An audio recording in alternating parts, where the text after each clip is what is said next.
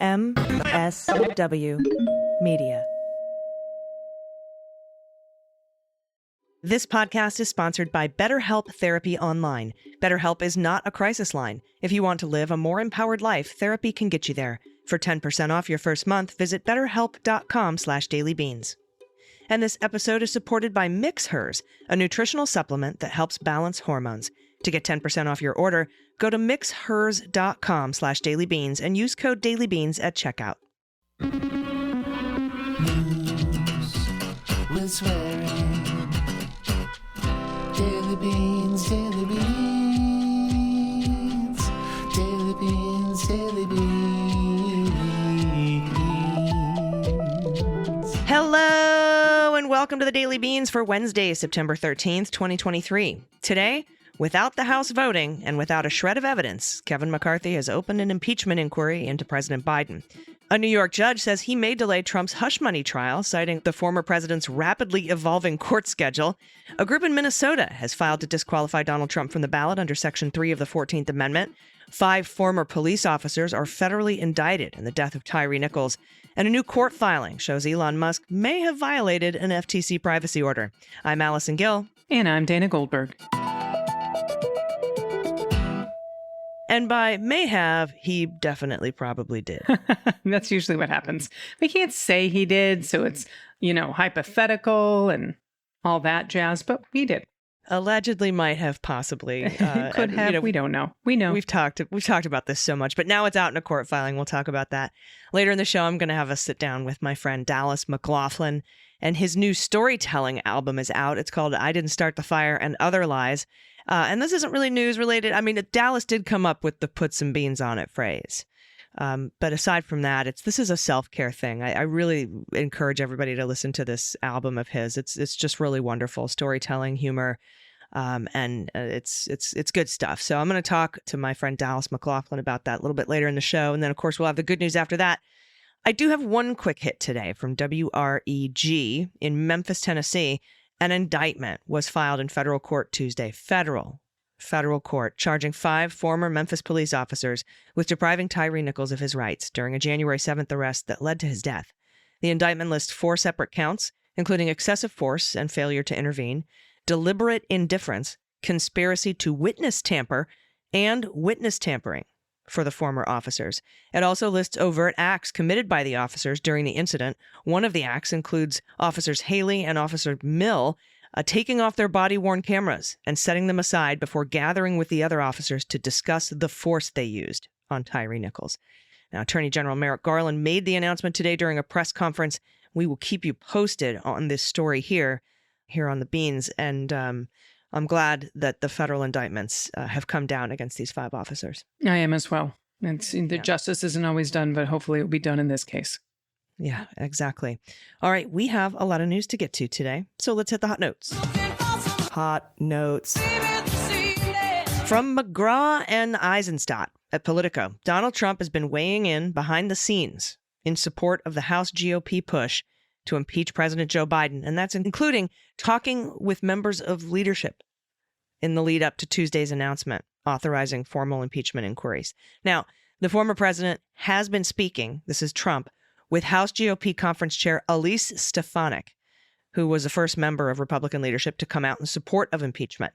The two spoke Tuesday after House Speaker Kevin McCarthy announced Republicans would be pursuing the inquiry. That's according to 2 people familiar with the conversation. And the fact that Politico has given credit to Elise Stefanik for this impeachment will probably really piss off Marjorie Taylor Greene and Boebert. Lauren Boebert. You little bitch, this was my idea. That's a quote. Stefanik has been a longtime Trump ally. She endorsed his comeback presidential bid before he made his official announcement and has been mentioned as a potential Trump VP pick should he win the GOP nomination. On Sunday night, Trump had dinner at his golf club in Bedminster, New Jersey with Marjorie Taylor Greene, an ally of Trump and McCarthy. At the gathering, the topic of impeachment was discussed, according to a person familiar with the conversation, who spoke on the condition of anonymity. A Trump spokesperson did not comment. The former president has not been shy about his belief that Biden should be impeached.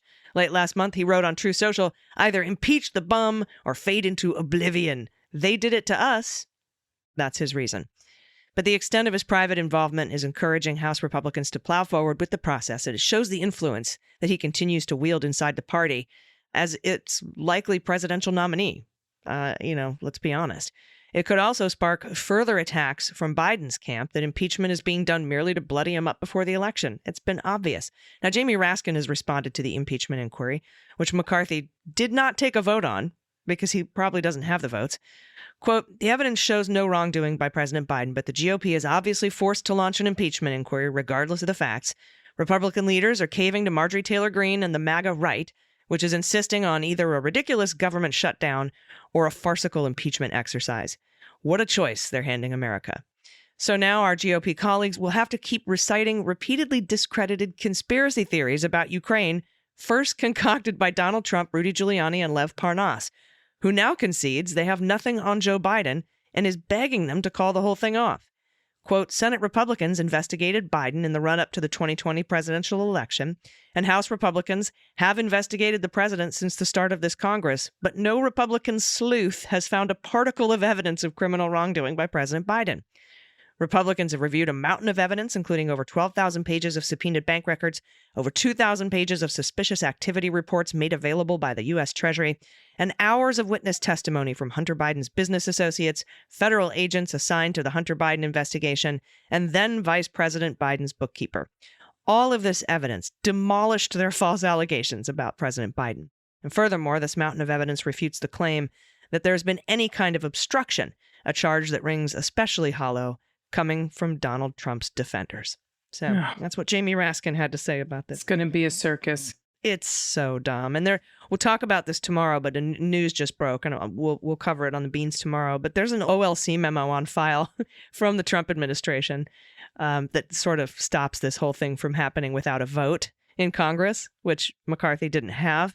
Oh. So that's going to be fun. We'll talk about it tomorrow and how that might impact the announcement of this impeachment inquiry. All right. Thank you so much, Allison. And this is from Sam Levine at The Guardian. A group of Minnesota voters filed a lawsuit on Tuesday seeking to remove Donald Trump from the ballot in their state, escalating the effort to disqualify the former president from running based on untested constitutional language that prohibits anyone who has, and I quote, engaged in insurrection from holding office.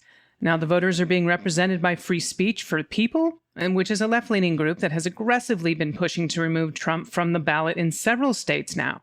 And a similar lawsuit was filed in Colorado last week by Citizens for Responsibility and Ethics in Washington. That's another watchdog group. The petition filed with the Minnesota Supreme Court argues that Trump's activities to overturn the election, including those on the 6th of January, amounted to engaging in insurrection. Now, Section 3 of the 14th Amendment says that anyone who takes an oath to the United States and then subsequently engages in insurrection or rebellion against the same is disqualified from holding public office. This seems pretty fucking straightforward, by the way. Mm-hmm. Yeah. In Minnesota, Free Speech for People previously sent a letter to Secretary of State Steve Simon, happens to be a Democrat, asking him to use his authority as the state's top election official to disqualify Trump from the ballot.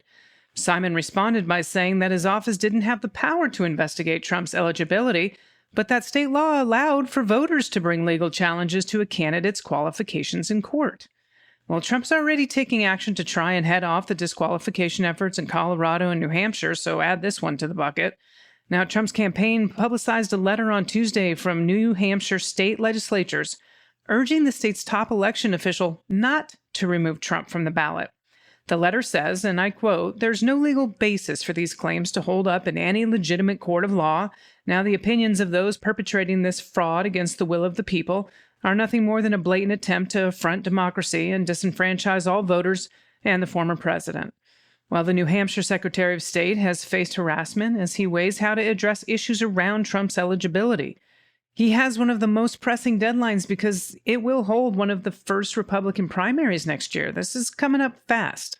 Yeah, the time is gonna blow by. You will be amazed how fast we will be in court trying Donald Trump for conspiracy against rights. And speaking of that, by the way, that March 4th court date from Adam Klasfeld, a New York judge expressed a willingness to delay former President Donald Trump's hush money trial, currently scheduled for March 24th, early next year, canceling a hearing scheduled for later this week. Quote, in light of the many recent developments involving Mr. Trump and his rapidly evolving trial schedule, that's a nice way to put it, I do not believe it would be fruitful for us to conference this case on September 15th to discuss scheduling. This is New York Supreme Court Justice Juan Merchan in a single paragraph letter to Trump's attorney, Todd Blanche. U.S. District Judge Tanya Chutkan, who is presiding over the January 6th related case in D.C., scheduled the former president's election obstruction trial for March 4th, 2024, a day before Super Tuesday, by the way, and weeks before the originally scheduled date of the former president's New York trial. Now, Manhattan District Attorney Alvin Bragg signaled in a radio interview earlier this summer he would be open to making room for federal prosecutors on his calendar. The first to charge Trump with any crime, Bragg's office indicted the former president on 34 counts of falsifying business records in connection with the hush money payments to Stormy Daniels before the 2016 election. And we know Judge Chutkan, I was in the courtroom, said when she set the March 24th trial date that she conferenced with Judge Merchan on this. And so I was imagining that this day would come, right, where Judge Merchan would be like, you go ahead. Quote, we will have a much better sense at that time whether there are any actual conflicts, and if so, what the best adjourn date might be for trial. That's what the judge said. And the judge said that prosecutors and defense attorneys can discuss changes to the trial schedule in February of next year when they're expected to meet for his ruling on any pretrial motions that Trump may file. So there we go. Thank you so much. And this is from the Washington Post, our old pal, Elon Musk. My goodness, he's in the news a lot these days. Well, he repeatedly made decisions after his takeover of Twitter that likely ran afoul of a 2022 government order imposing sweeping restrictions on the company's data security and privacy practices. That's according to a Tuesday court filing, part of an ongoing legal battle that could lead to fines and new stipulations for the social network's business practices. Now, in the legal filing, the Justice Department published previously confidential evidence from the Federal Trade Commission's probe into the social network, including detailed excerpts of depositions with former executives about ways Musk's directives and efforts to cut costs ran afoul of the company's security and privacy practices. Now, the company had agreed to implement a number of security safeguards and privacy audits in May of 2022 to settle allegations that it deceptively collected users' data. Well, the filing marks the first official confirmation of the extent of the FTC's initial findings of its probe into compliance with its order, revealing, and I quote, a chaotic environment at the company that raised serious questions about whether and how Musk and other leaders were ensuring the company's compliance. They weren't. Now, the new details about Musk's handling of the FTC order came as the government opposes a request by the social network, now called X, to have a federal court dismiss the consent agreement and shield Musk from a deposition. The filing offers a rare look into Musk's leadership of the company, which has been opaque to media despite the world's richest man's promises to make X more transparent. Yeah, not so much. The FTC has been looking into X's privacy and security practices for more than a year, opening a probe following a whistleblower complaint that the company had extreme egregious deficiencies in its defenses against hackers, and that's according to court filings. Well, the probe continued as Musk acquired X for $44 billion in late October and nearly immediately launched into massive changes for the site, including creating new subscription services to pay for verification checkmarks that went horribly wrong, but also comically amazing, restoring thousands of banned accounts and changing many of the rules on the platform. He also eventually let go roughly 80% of the staff, leaving the company running on a skeleton crew. Well, the Justice Department described these events as sudden, radical changes and said that the FTC had every reason to seek information about whether these developments signaled a lapse in X Corp's compliance. Dun, dun, dun. We will keep an eye on this case and let you know what happens next. Oh, goodness. Oh, Elon, you... We talked about this a lot when Elon had taken over Twitter and how he had a consent agreement in place and it was just violating it left and right. And now we finally have a court filing saying, yeah, you can't do that. So we'll see what ends up happening. I don't think that this consent agreement is going to be dismissed, and I don't think that he's going to avoid deposition. But we'll see. We'll see what happens. All right, next up, a fun interview with my friend Dallas McLaughlin about his new album, I Didn't Start the Fire and Other Lies. This is a self-care thing if you want to listen. Otherwise, we'll follow up with the good news right afterwards. So everybody stick around. We'll be right back. After these messages, we'll be right back. Hey, everybody. Ever felt at the mercy of your hormonal fluctuations? I know I did. But then Mix Hers changed everything.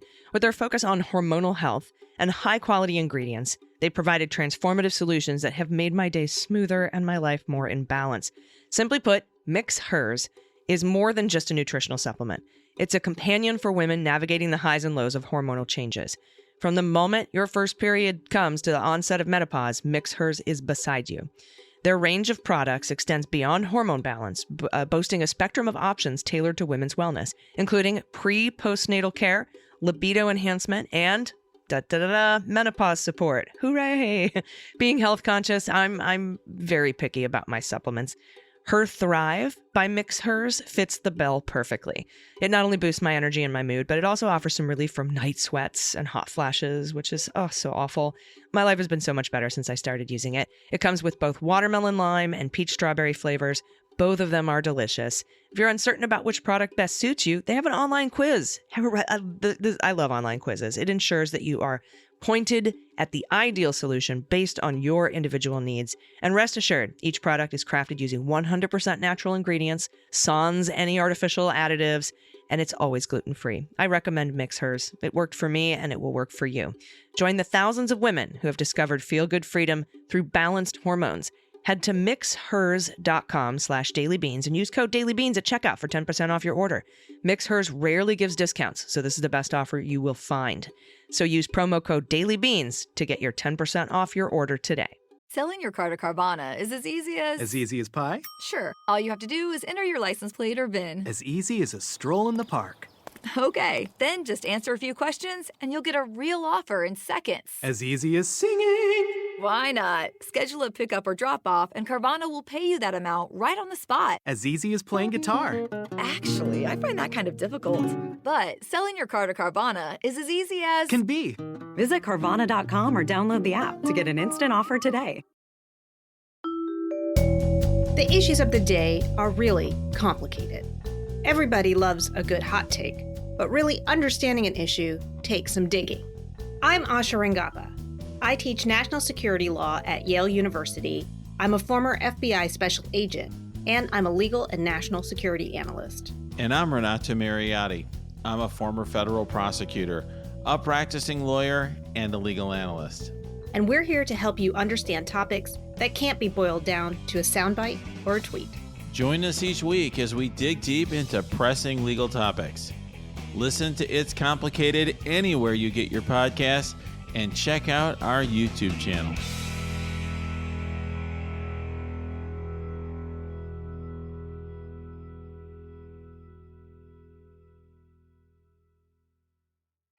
Hey, everybody. Welcome back. We're doing a self-care little interview today. I'm going to talk to a very good friend of mine who's joining me. By the way, the author of the phrase, put some beans on it. The reason the podcast is called The Daily Beans, when you think about it, when you get right down to it, he has a new album out called I Didn't Start the Fire and Other Lies. Comedian, writer, humorist, all-around amazing guy, Dallas McLaughlin. Dallas, hello. Oh, thank you. I am a author. I'm a published author then, I guess you could say. I've always wanted that title, and now I have it. Oh, congratulations. This is so exciting. Everything's are going to start happening for you now. Oh, I can't wait. I feel like, I mean, maybe I just published a pamphlet, it sounds like, with put some beans on it. But I appreciate that. Be somebody. Hold on, my phone's already started ringing. Hold on. Oh, it's Random House. I'll decline. Good. Thank you. Because I don't need them. Right now you're talking to... yeah, I'm sorry. Yeah. Well, you did. It's amazing. Is anything happening in the news, Allison? No. Is there anything going on? No. That's why Sounds like I figured, we'd bring you in because we were like, it's been really slow on the news front. Yeah. So Hasn't been this slow since John Kerry. Hasn't been this slow since Mitch McConnell was asked a question. Uh-oh. Hasn't been. Okay, I'll stop. How long has it been? How slow is it? Oh, my God. Yeah. Well, I'm happy that you guys are in the forefront of it. I obviously love all of your tweets. And it's really, I mean, honestly, between you and one other account that I can't even remember the name of it, it's just a lawyer. I get most of my information about what's going on with the Trump trials, Trump trials. And tribulations. And it makes me so happy. It really does make me happy. those mugshots did put a little skip in my step. I will say that. Yeah, it's okay to be happy about justice. It was a sad day in America. No. It's a happy day for me. No way. Allison, if they can do this to Donald Trump, if they can make him accountable for his crimes, they can make anybody accountable for their crimes. This is just ridiculous. Any criminal can get in trouble these days. Any criminal. Oh my God, what a world. So tell me a little bit. A lot of people followed on Twitter. You're a little back and forth with Patton Oswalt, I think. And when your album came out, there was a little bit of a heated debate. And I believe Patton Oswalt conceded. He did concede. Well, he so I put the album out just about, 2 weeks ago, maybe it came out.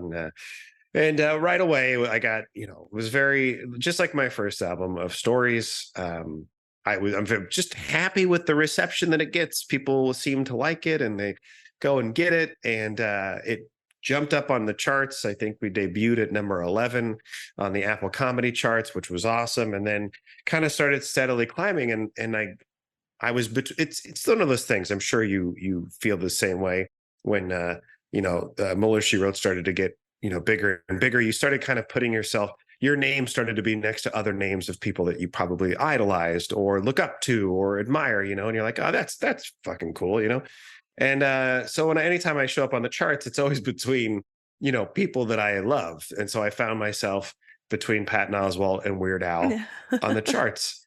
It's just one of those moments where you're like, man, that's cool.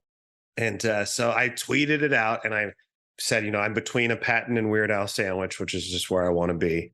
And something weird. And and I did it on Instagram and I tagged them, not thinking anything would happen. Why would I think that? And then I tweeted it out and tagged them both there. And on Instagram, Patton reposted it and then sent me a message and was just like, said something like, I must crush you. And I was like, and I just messaged him back and I was like, it's not going to be hard. And then he replied and he's like, well, seriously, congratulations. And I'm like, that's cool. I met Patton years ago. There's no way he remembers me. It's totally fine. But it was just cool that he took a moment out of his day to do that. And then, of course, I sent him another message and said, hey, if you're bored and you like storytelling that's kind of stand-up comedy, then give the album a listen. And he saw it, but he never replied. That's fine. If you're bored and you like storytelling that's kind of stand-up comedy, which is what you do, Mr. Oswald. What I do, yeah. And then he retweeted it and did the same thing. He quote tweeted it with the link and I mean, when he did that, within like 2 hours, I jumped to number 5 on the charts, and that was just cool, man. Like that was like he didn't have to do that, and it's nice when you have people like that you've respected for years that you think are really, really genius comedians take a moment out of their day to just like give you a little boost. Yeah. And they don't need to do it. And a lot of his fans were tweeting at me all like positive, awesome things. They were like, I just listened to your album, man. It's awesome. Like, all that stuff is really cool. So we went back and forth, and then I kept kind of keeping an eye on the charts. And then finally he was like, I'll just bide my time. And I was like, that will work out for you. And within like 24 hours, all of his albums were above mine on the charts, and he beat me. I did the same thing with Kyle Kinane, who I know that you probably enjoy as well. Kyle Kinane, he put out a new album and debuted at like number 2, and I think I was at number 3, and I was like, oh, like, all right, next up, Kyle Kinane. And I do know Kyle Kinane. We've done shows together, and he had no idea. He did not remember who I was whatsoever, and messaged me and was like, I don't know who you are, but I really want you to have this. And I was like, well, Kyle, I was like, we did 2 shows together 10 years ago. How do you not remember who I am?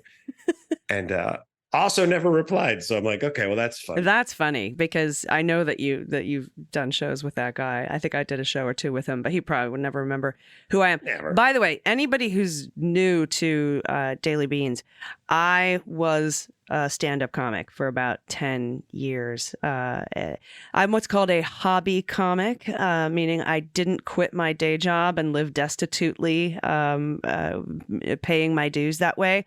So many people didn't see me as a real comedian. That's okay. Although I was San Diego's funniest person 2 years in a row, but you know, neither here nor there. Whatever. They still tried to say I was San Diego's funniest woman and not funniest person. That's fine too. But now sounds right. That sounds about right. now I do this, right? But you know, you and I did a lot of shows together, and that's where I put some beans on it from. You had this whole joke about how all you needed, the only thing standing between you and superstardom was a really good catchphrase, and you were testing out some catchphrases, one of which was put some beans on it. And yeah, I said, you know what? I need a catchphrase. Are you still using that? Can I have it? And you graciously let me have it. And here we are today. And ironically, it did work, just not for me. It worked for you. All I needed was a good right. catchphrase. I was right. It did work, just not for me. But yeah, no, I mean, we did stand up together for years, and you were actually probably the person who kind of coaxed me into doing my first stand up set, because I was just doing sketches and sketch comedy and writing and stuff. And we did at the Blarney Stone, we went and did weird characters, and it was a really interesting night where it's that thing where you do it once and you're like, oh yeah, this is great. I'll keep doing this. And then you do it for years and you're like, why am I still doing this? But yeah, I mean, I transitioned out of doing stand-up to doing the storytelling thing over the last like 6-7 years. And during the lockdowns of the pandemic, I put out my first album of just live stories that were, you know, all these stories that I had collected that I recorded live at storytelling shows. And that did really well. And I had another album in the wings, which is this one. And I put that out. And it's just, you know, as you've found, I think with the podcast realm, you've kind of found this comfort zone where you kind of marry your talents, you know, the comedic sensibilities and also your smarts and your interest in politics. You get to marry all that together into this world. And that's what I've kind of found with storytelling, is that like I get to not be a stand-up, kind of get to be, you know, a storyteller, take people on a little journey. You might cry, you might laugh. You might be depressed afterwards. Who knows? Let's talk about that, because I've noticed that it's been so much easier to be a news and politics person. I aggregate the news, and then to also be funny. Like the comedy comes second to the news, and for you, it seems the comedy it's all subsumed in the storytelling, but the storytelling is the main point.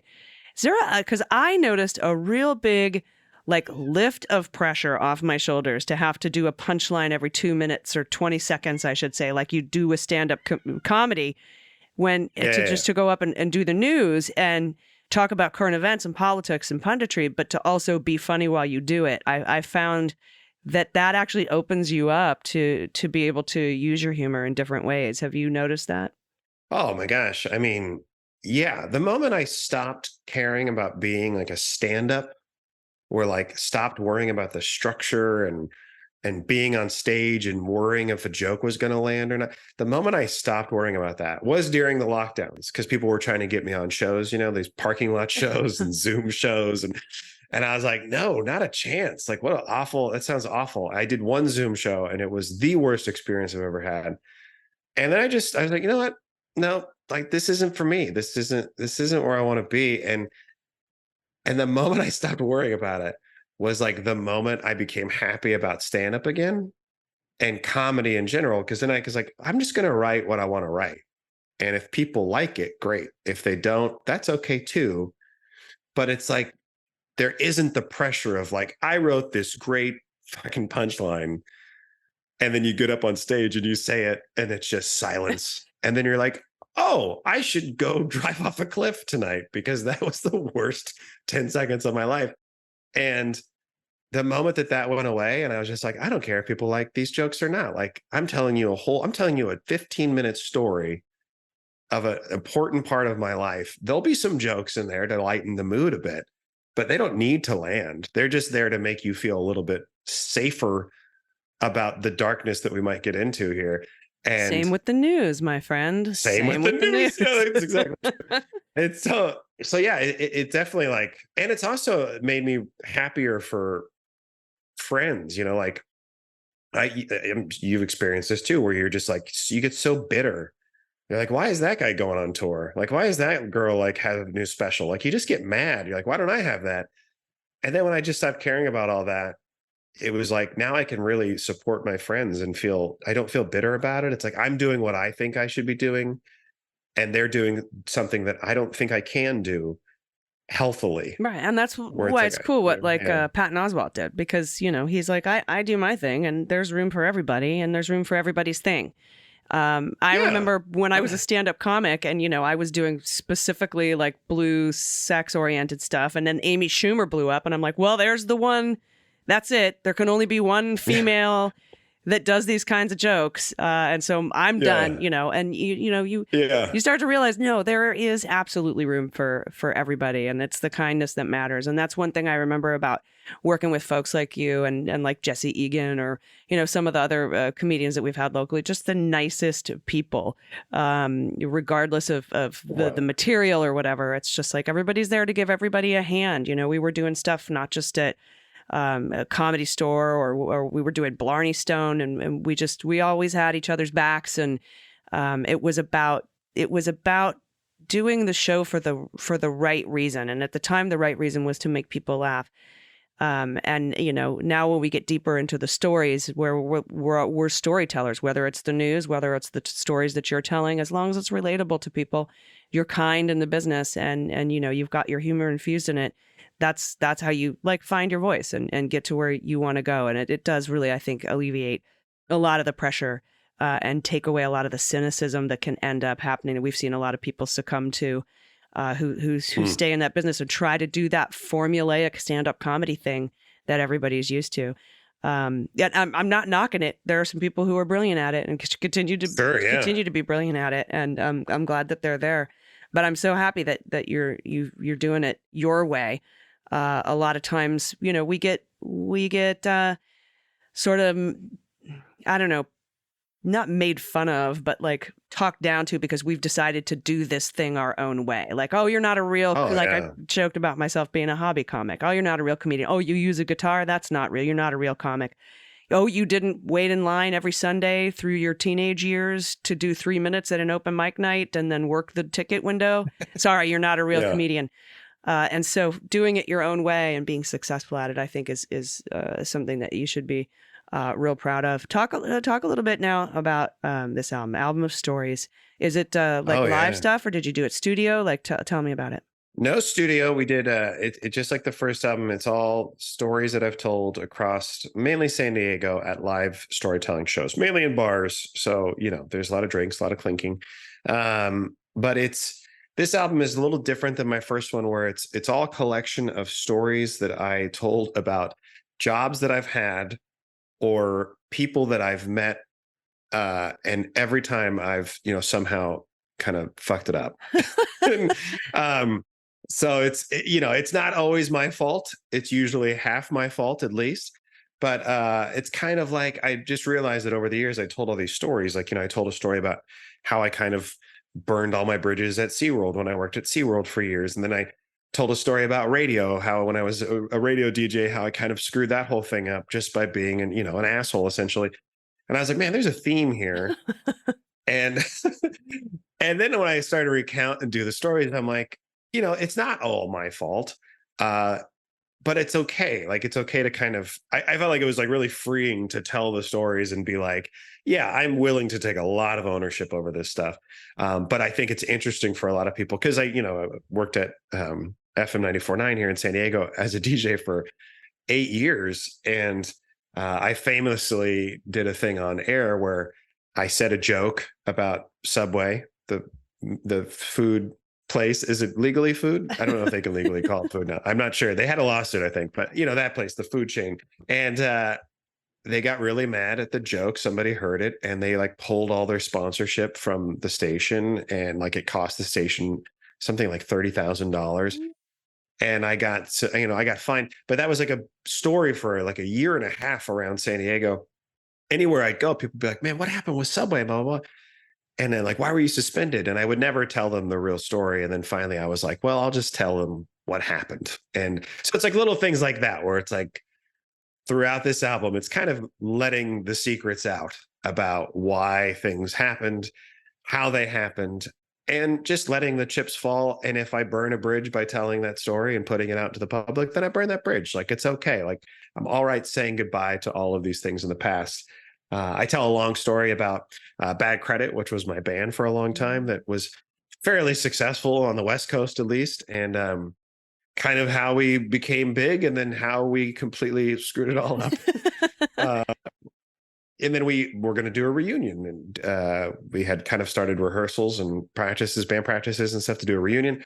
And then the lockdowns happened and killed that whole thing. Yes, and I was very disappointed because I have been to many a Bad Credit show. I think we shared some SD Music Matters covers at one point. Oh, yeah. Yeah. I mean, like, it was, you know, it was so fun. And people had so many questions over the years about Bad Credit. Why did you guys break up? Why'd you break up? No, we didn't. And like, that's the truth. It's like, we never really broke up, and we just stopped talking to each other and nobody said anything. And then when we started talking to each other again years later, it was like, oh, do you guys want to play again? And everybody's like, yeah, all right. Like, so it was just, it was hard to kind of really quantify like what happened there. And that's why I was intrigued to write about it and talk about it. And it really came down to just a story about kind of two friends having a friendship end, essentially. And, I think people wanted more out of it. You know, people want that whole like, yeah, man, he slept with my wife and then I beat him up. You know, like they want that meaty story. And really, it's just a personal story that everyone can relate to, where you just end up losing friends for no reason because you're older now and things happen, you know? Yep.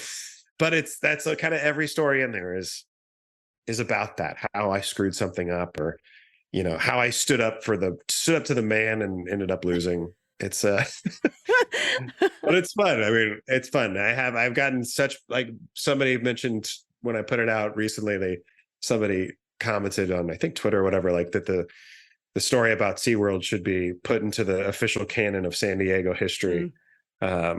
So it's just really nice to get feedback like that people are enjoying it. Awesome. And you don't have to know what SeaWorld is to get it, if that's what people are worried about.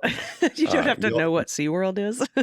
You don't really know. You'll get it. You'll get what I'm talking about pretty easily. I don't know if there's anybody who doesn't know what SeaWorld is. But either way, yes, true. You don't have to have seen the first SeaWorld 1 to appreciate SeaWorld 2. I think you do have to see Jaws 4 to understand what I'm talking about. So if you haven't seen Jaws 4... I was expecting for you to say Slapshot 2, because I believe, if memory serves, you were giving away signed copies of Slapshot 2, but you just signed them instead of anybody in the movie, which was one of my favorite moments at the Blarney Stone Pub. All right. Anyway, This album is out now. You can get it on Apple Music. You can get it at Bandcamp. If you go and listen to it, maybe we can get you to, chart above Patton Oswalt again. That'd be real cool. That'd be nice. Why not? And then you can bring that up and then tag me and be like, it's because of her. And then maybe I can get in a podcast charting fight with Patton. Oh. We could run this whole thing. We can run this game for a while, Dallas. I think we could. Hell yeah. A Twitter threesome. I like that idea. That would be fun. Or X, whatever you call it now. X. I still call it Twitter. X. Yeah, everybody still calls it Twitter. Nobody calls it X. What an idiot. Yeah, he's dope. But thank you so much for talking to me today, man. This has been... Oh my gosh, yes. Please go get the album. I Didn't Start the Fire and Other Lies, Bandcamp, Apple Music. I thank you for having me on and talking about it. At some point, I'd love to talk to you and your listeners about what's happening to our school boards across the nation, because it's really important. And I think that your listeners might have some insight and maybe even some mobilization that they could help us with. But that's a topic for another time. Yep. And we do talk about that quite a bit. Runforsomething.net, helping with... Run for something. Helping. We just had the co-founder on, Amanda Littman. So, but yeah, come back on. We could talk about waterboard stuff. We could not about like torture waterboarding, but like county water board stuff and things like that. Would love to have you back on, and let us know if you go on tour, because I'd be happy to come and see you and share that information on X as well.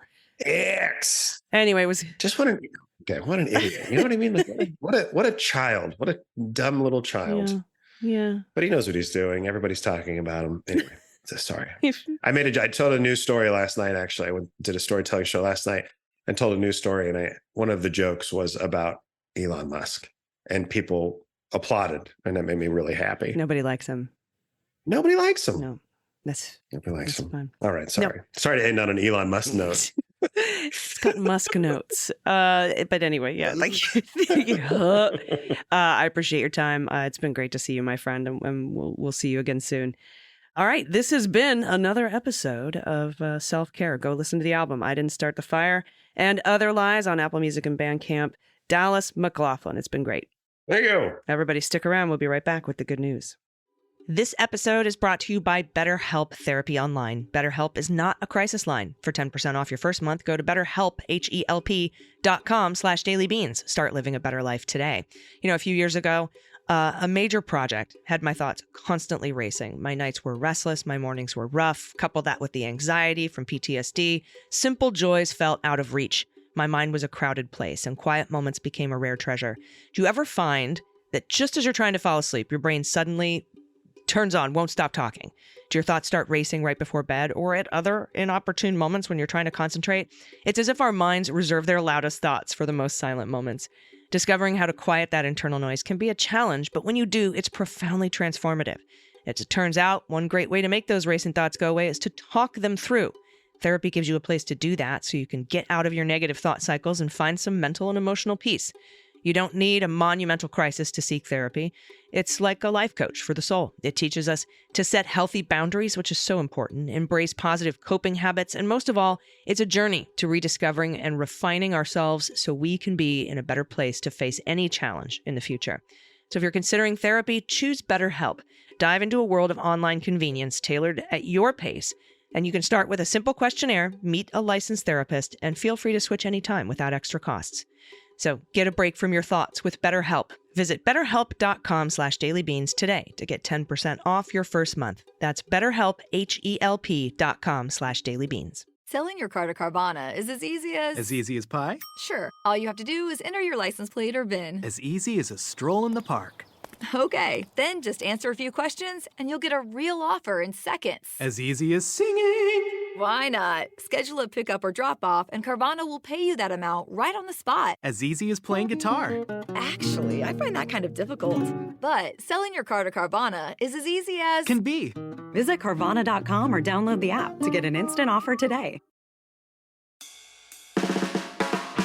It's no surprise that newsmakers try to manipulate the audience. They want you to believe that they are the one holding the line and they'll use any trick they can to get you there. But don't let them fool you. Get unspun. I'm Amanda Sturgill.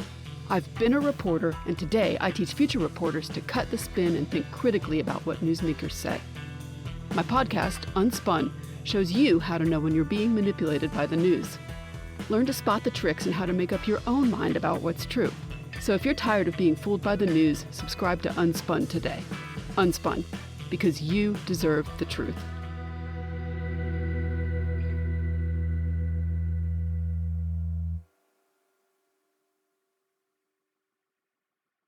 Everybody, welcome back. It's time for the good news. Who likes good news, everyone?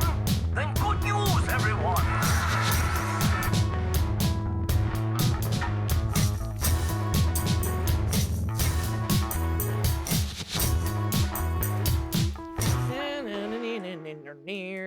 Good news. And if you have any good news, confessions, corrections, you want to play What the Mutt, Find the Cat, What the Heck Wine, you got some misheard song lyrics, a shout out to a small business in your area, your small business. We have so many amazing creators and makers in this space. I know the Luguminati is incredible at that.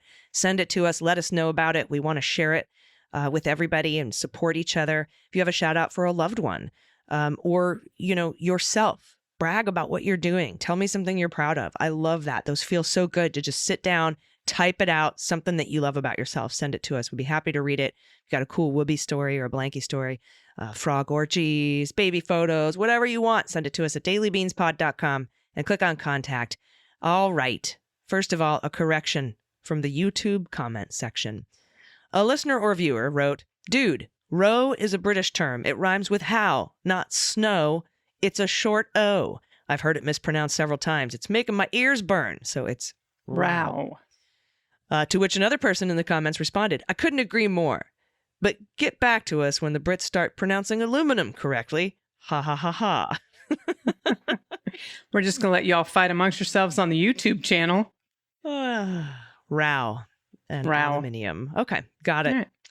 Right. I'll take this first one. That was just a little correction there. So that was quick. First up here from Adam G, another AG, but he, him.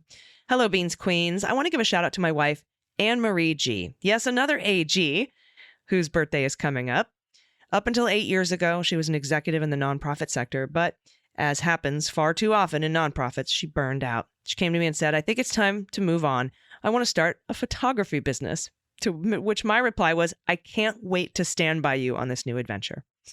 Fast forward 8 years, she has a thriving photography business, and she started a nonprofit called Images of Strength and Hope to serve families who have a loved one that's struggling with or has overcome a struggle with a chronic or terminal illness, disability, or personal trial in their lives. And she's been featured on the local news, Dana. This is awesome. Leguminati, if you live in the Minneapolis-St. Paul metro area, I know we've got a lot of Leguminati in Minneapolis-St. Paul in the Twin Cities. And if you're looking for maternity, newborn, or family pics, check out her website at AMG Photos, that's with an F, F-O-T-O-S, amgphotos.com. Last note, I have a 20-year-old who's incredibly active politically and an 18-year-old who registered to vote on her birthday, turned to me and said, let's vote the assholes out. Hell yeah. Woohoo! Thanks for all you do and fighting the good fight, Adam G. Bunch of AGs. I love it. Me too. Awesome. That's also a badass family. Yeah, at AMG Photos with an F, F with photos.com. Everybody check it out. All right. Thanks, Adam. And next up is Fourier Analyst, pronouns she and her. Dear Beans Queens and Beans behind the scenes, just a note of thanks for all you do. Give your listeners a regular dose of information and reasons to keep on going.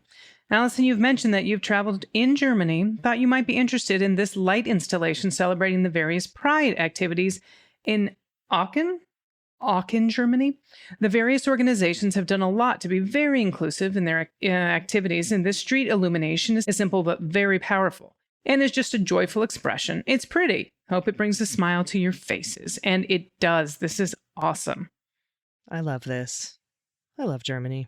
Oh, look, they got it down the side of the building, too. Aachen? Maybe it's Aachen, Germany. Aachen, yeah. We'll do Aachen. Usually the CH, they have that, All right. A pronunciation of that. But, I don't know. I have never seen the name of this town, so send in a correction if we got it wrong. Next up from Irish Goddess, pronouns she and her. Hello, mistresses of the Leguminati. I would like to shout out myself. Excellent. This weekend, I got extremely out of my comfort zone and volunteered with the Free Mom Hugs group at my first Pride Festival here in Grand Junction. Being an introvert, going to public places where I have to interact with people I don't know is extremely difficult, but I'm so glad I did. The highlight of my afternoon was interacting with a trans woman whose mother had passed 10 years ago.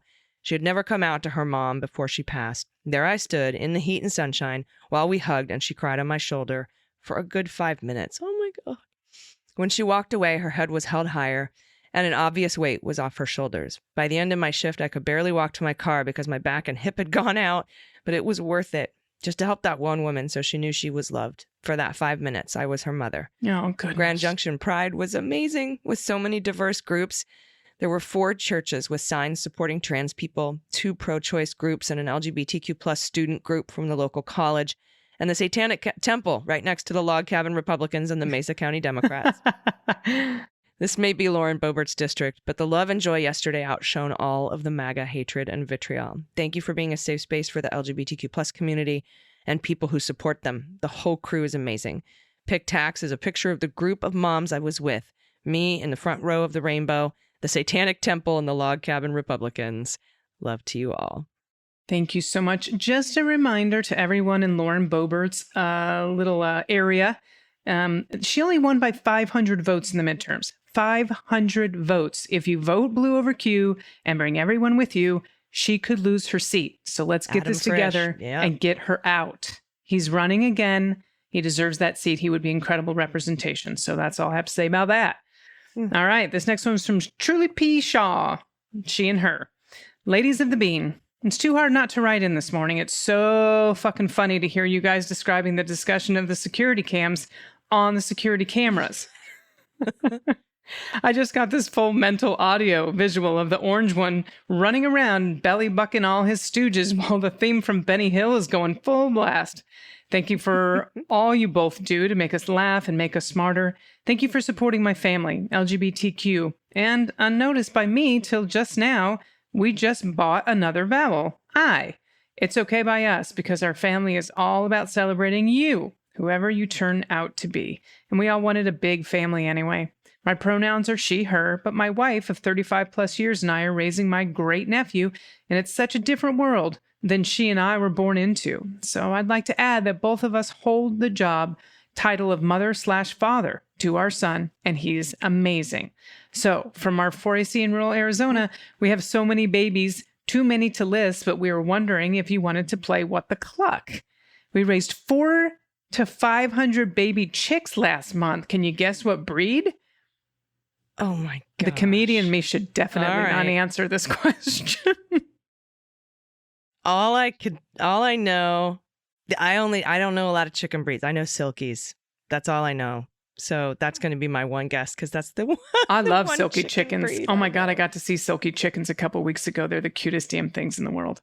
They're so great. They're so great. I especially love the ones with the furry feet. AG, guess what? The first one is a silky chicken. It's just wet. And it's a cinnamon frizzle silky. I didn't Silky. know that was a thing. I love that. And that's a photo of her son holding a California silver lace quail named Pow Pow. Yeah, I would have never got that. Yeah, no, the quail is quite beautiful. Yeah. Oh, Yeah, gorgeous. silky chickens. They're really cute. Yeah, and we have so many cool like Twitter peeps that have chickens, like Joyce Vance, and I love looking at all the chickens. So yay! Thank you everybody for your amazing submissions. Truly, these just touch my heart, especially the shout outs to yourself. Send them in, but I love all of this. I love this all today. It was so uplifting and great, and I learned how to pronounce row instead of row. So That's right. Aluminum still up for debate. Hooray. Yeah, and herbs because there's a fucking H in it, as Eddie Izzard says. Oh, I love her comedy. I would see her live any chance I could. Me too. All right. Well, hey, herbs. Herbs. Because there's a fucking H in it. What Cake or special death. was that? Dressed to Kill. That's Cake or so death. Good. Oh, it was so good. Cake or death. I'll have Tea and cake, or please. Death, Little Red Cookbook. Yes. Everybody watch I'll have Dressed to Kill if you can Cake, get it. please. Cake for me too. Well, we're out of cake. Death. Okay, death. No. I mean cake. I'll have cake. I said cake first. Death from cake. I mean, it's just so funny. Absolutely funny. He's brilliant. He's a brilliant human. Yep. All right, everybody. We will be back in your ears tomorrow. If you have any good news, send it to us, dailybeanspod.com. Click on contact. Any final thoughts before we get out of here today, Dana? No final thoughts for today. All right. Maybe tomorrow we'll check back. I'm going to come up with a final thought for tomorrow. It's Friday. I got it. No, it's not. It's Thursday. But see, that's why I shouldn't have final thoughts. I don't even know what fucking day of the week it is. I woke up today and it felt like Saturday. So who the fuck knows what's going on? All right. It's almost spooky season. That's all I care about. It sure is. All right, everybody. Until tomorrow, please take care of yourselves. Take care of each other. Take care of the planet. Take care of your mental health. Vote blue over Q. And take everyone and your parents with you. Got it, Virginia? You got it? Virginia? Looking at you, kid. I've been AG. And I've been DG. And them's the beans. The Daily Beans is written and executive produced by Allison Gill with additional research and reporting by Dana Goldberg. Sound design and editing is by Desiree McFarlane, with art and web design by Joelle Reeder with Moxie Design Studios. Music for The Daily Beans is written and performed by They Might Be Giants, and the show is a proud member of the MSW Media Network, a collection of creator-owned podcasts dedicated to news, politics, and justice. For more information, please visit mswmedia.com. MSW Media. When's the last time you didn't feel enough? If you relate to this question, you want to check out our podcast, Authentically Us. Yes, guys, our podcast, Authentically Us, is where we talk about what it means to be authentic in everything that you do, in every space that you occupy. Tony and I created this podcast to create a space to talk about just who we are, our experiences, and just things that we are going through. Yes. So come join us with the journey as we figure out what it means to be authentic together. It's no surprise that newsmakers try to manipulate the audience. They want you to believe that they are the one holding the line and they'll use any trick they can to get you there. But don't let them fool you. Get unspun. I'm Amanda Sturgill. I've been a reporter, and today I teach future reporters to cut the spin and think critically about what newsmakers say. My podcast, Unspun, shows you how to know when you're being manipulated by the news. Learn to spot the tricks and how to make up your own mind about what's true. So if you're tired of being fooled by the news, subscribe to Unspun today. Unspun, because you deserve the truth.